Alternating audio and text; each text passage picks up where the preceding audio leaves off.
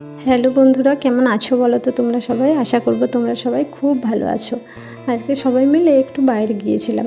কি বলো তো, সবসময় ঘরের মধ্যে বন্দি থাকতেও যেন ভালো লাগে না। সারাদিনের শেষে যদি একটু বেশ ফ্যামিলি সবাই মিলে বাইরে যাওয়া যায়, মনটা কিন্তু অনেকটা ভালো লাগে। আসলে কি বলো তো, সারাদিন সংসারের সমস্ত কাজ করার পরে একটু বাইরে থেকে ঘুরে এলে কিন্তু সমস্ত ক্লান্তিও যেন দূর হয়ে যায়।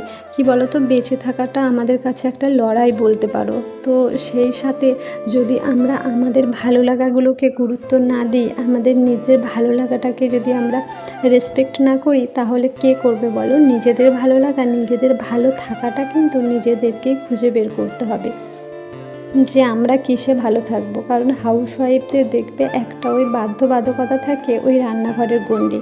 তো সেই রান্নাঘরের গণ্ডি থেকে বেরোতে না পারলে আমরা কিন্তু কারোকে ভালো রাখতেই পারবো না। নিজের মন না ভালো থাকলে দেখবে কারোর জন্য কিছু করাও যায় না।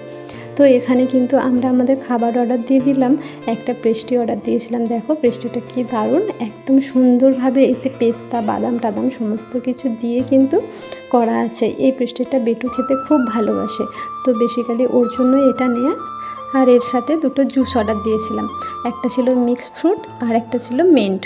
তো এই মিক্স ফ্রুটটা ভেবেছিলাম ভালো হবে, তো একদমই ভালো লাগেনি খেতে, খুব বাজে খেতে ছিল। বাজে বলতে কি জানো তো, শুধুমাত্র তরমুজটা বেশি দিয়েছে, বাকি সব ফ্রুটস দিয়েছে একদমই অল্প অল্প। তরমুজটা কিন্তু অনেকটা পরিমাণে দিয়েছে, কারণ প্রথমটা যদিও বা ভালো লেগেছিলো, শেষটা খেতে কিন্তু একদমই ভালো লাগেনি।